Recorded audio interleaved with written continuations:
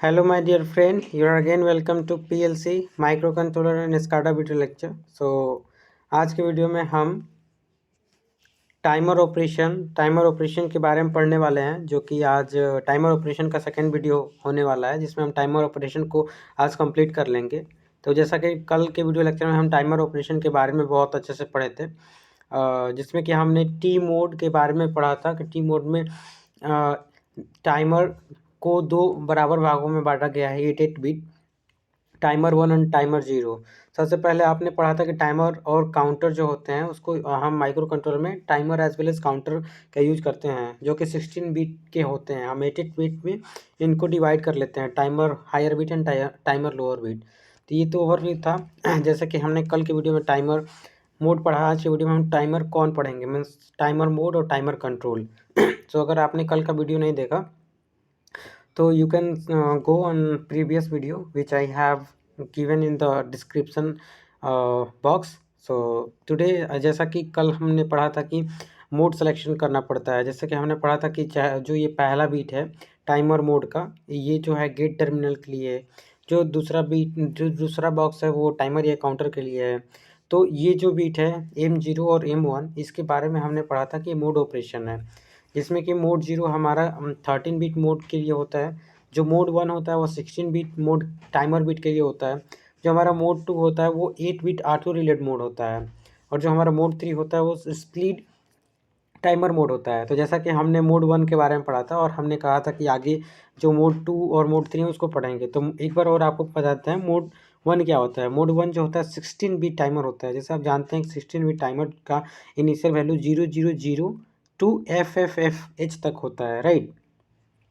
और ये जो टाइमर होता है इसको टाइमर लोअर बिट और टाइमर हायर बिट में हम डिवाइड करते हैं. जैसे कि यहाँ पे आप देख सकते हैं 000 टू लेकर मिनिमम मतलब इनिशियल वैल्यू 000 और मैक्सिमम काउंट वैल्यू FFF तक होगा.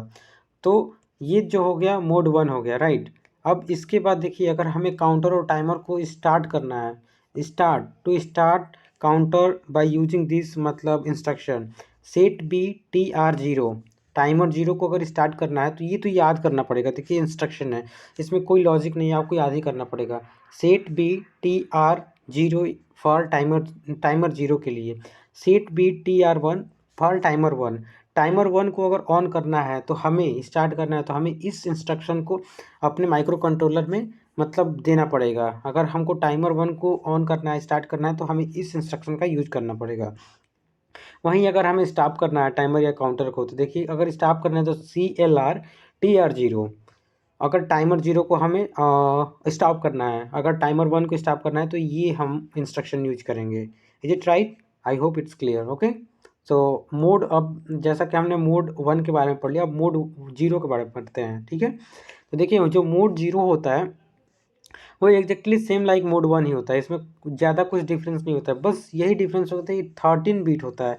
16 बीट हमारा जो टाइमर मोड 1 था वो 16 बीट का था, लेकिन जो हमारा 13 बीट का ये होता है मोड 0. आई होप ये आपको समझ में ना आ रहा हो, क्योंकि आपने पिछले वाला वीडियो लेक्चर नहीं देखा. तो please go on playlist and watch इसके पहले वाला वीडियो, मतलब प्रीवियस वीडियो का देखिए, तब आपको बहुत अच्छा समझ में आएगा, राइट.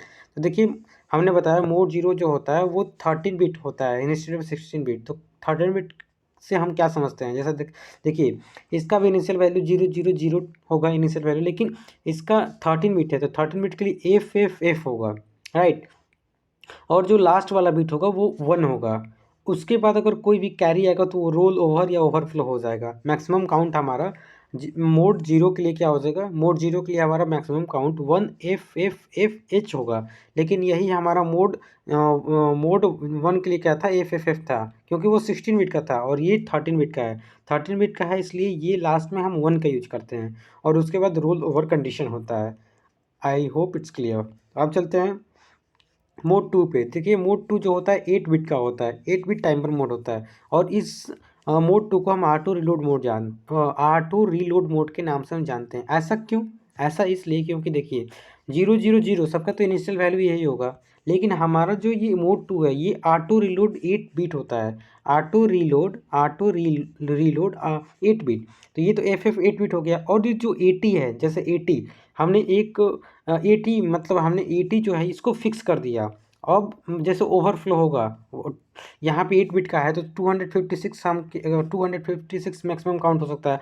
अगर इससे एक अधिक भी काउंट हुआ तो सीधे ये जीरो पे नहीं जाएगा। इससे पहले आप पढ़ रहे थे कि सीधे जीरो काउंट और रोल ओवर होगा, जीरो जीरो पे सीधे आएगा। लेकिन यहाँ पे हमने क्या किया, जो हमारा 16 बिट का होता है उसमें से 8 बिट जो टाइमर है, काउंटर है, उसको हमने ऑटो रिलोड कर दिया। पहले से ही हमने 80 उसका वैल्यू दे दिया। तो अब जब भी 250, क्योंकि ये 8 बिट का है तो 256 बिट्स एक भी बिट अधिक होगा तुरंत ये 80 पे आएगा और उसके बाद हमारा जो भी इंस्ट्रक्शन है फॉलो होगा, ना कि जीरो पे आएगा, राइट। तो यहाँ से आप बहुत ही अच्छे समझ सकते हैं, जैसे हमने यहाँ पे आपको लिख के समझाया हुआ कि जो टाइमर हायर बिट होता है और लोअर बिट होता है। टाइमर इसको हायर बिट कहेंगे और इसे लोअर बिट कहेंगे। टाइमर हायर बिट में जो भी हमारा मतलब नंबर होता है वो कॉपीड हो जाता है टाइमर लोअर बिट में जब भी रोल ओवर कंडीशन आता है। रोल ओवर मतलब क्या, 256 मैक्सिमम काउंट इसको होंगे, उससे एक भी अधिक होगा तो तुरंत हमारा 80 आएगा, ना कि 00 आएगा, जैसे कि हमारा 16 बिट टाइमर में और 13 बिट टाइमर में हो रहा था टाइमर मोड में। अब चलते हैं मोड 3 जो लास्ट बिट है, इसे स्प्लिट टाइमर मोड के नाम जानते हैं। It is 3 bit timer mode. ये 3 बिट टाइमर मोड जो होता है उसे स्प्लिट टाइमर मोड के नाम जानते हैं। क्यों? क्योंकि इसमें जो होता है री एक्सचेंज हो जाता है। जो भी हमारा काउंट होता है, टाइमर जीरो का हम टाइमर वन में और टाइमर वन का हम टाइमर जीरो में, जो भी काउंटिंग या टाइमिंग है उसको हम री एक्सचेंज कर सकते हैं। इसलिए इसका नाम हम स्लीप टाइमर मोड के नाम जानते हैं। आई होप टाइमर मोड आपको बहुत अच्छे से क्लियर हो गया होगा, जिसके एक बार और आपको हम समझा देते हैं। देखिए टाइमर मोड हमने पढ़ा, टाइमर मोड में क्लॉक 8 बिट का होता है, जो कि पहला बिट जो क्लॉक का होता है। फिर CRT मतलब टाइमर या काउंटर की तरह इसको यूज कर सकते हैं। फिर हमने मोड ऑपरेशन पढ़ा। तो ये तो था हमारा टाइमर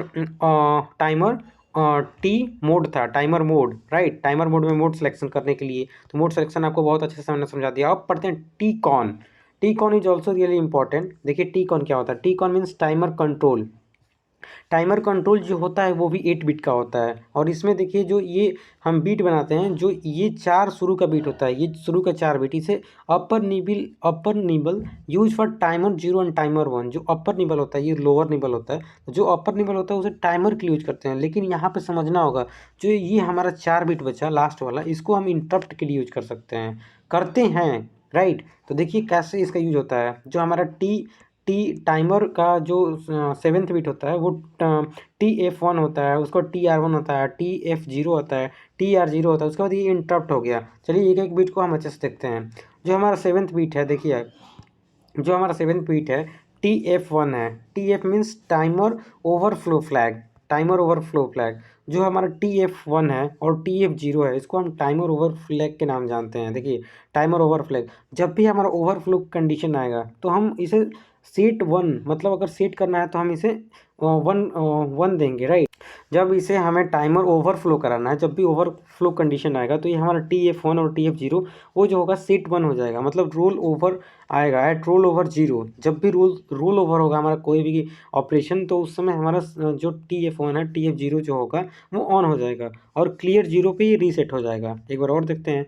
जो ये हमारा टी कॉन है, मतलब टाइमर कंट्रोल, TF1 और TF0 जो होता है टाइमर ओवरफ्लो बिट के नाम जानते हैं। जब भी इसमें ओवरफ्लो होगा कंडीशन तो ये सेट हो जाएंगे, और जब इसे हमें क्लियर करना होगा, रीसेट करना होगा, तो इस बिट को हम जीरो प्रोवाइड करेंगे, राइट। अब जो होता है इसके बाद जो होता है TR1 और TR0। देखिए TR1 और TR0 के बारे में पढ़ते हैं। जो TR1 है और TR0 को हम टाइमर रन कंट्रोल बिट कहते हैं। जब भी हमें टाइमर को मतलब टाइमिंग काउंट करानी होगी, जब भी हमें स्टार्ट करानी होगी, तो हम इसे सेट वन कर देंगे।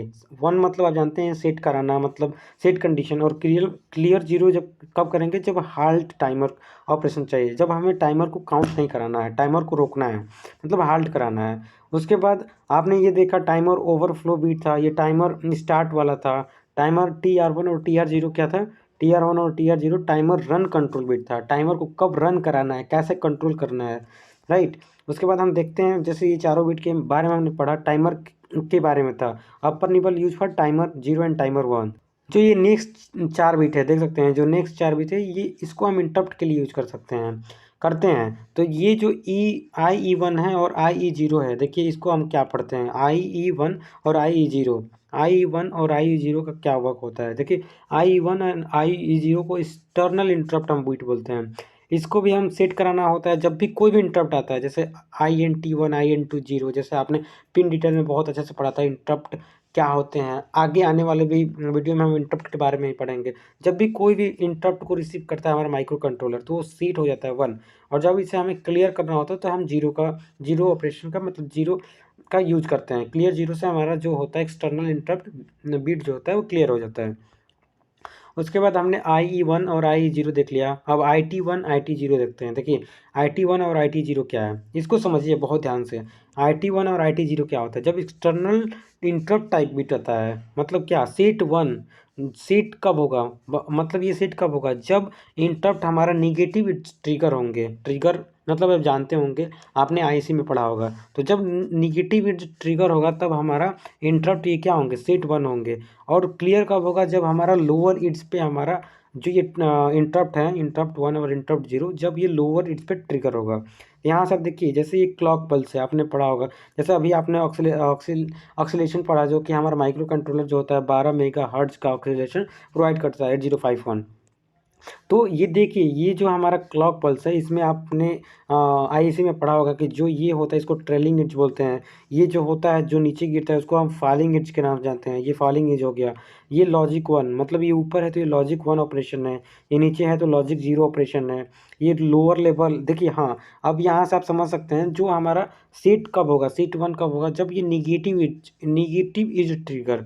और निगेटिव ट्रिगर क्या है, देखिए ये निगेटिव मतलब ये नीचे आ रहा है। तो जब ये नीचे आएगा हमारा क्लॉक पल्स, तब ये निगेटिव एड्स ट्रिगर होगा, और उस टाइम पे सेट 0 होगा, सेट 1 होगा सॉरी। और क्लियर कब होगा, क्लियर जब लोअर लेवल ट्रिगर होगा। तो बस इतना समझना है कि जब भी हमारा इंटरप्ट आएगा, तो जब निगेटिव एड्स ट्रिगर होगा तब हमारा सेट 1 होगा, और जब हमारा लोअर लेवल ट्रिगर होगा तो ये क्लियर हो जाएगा।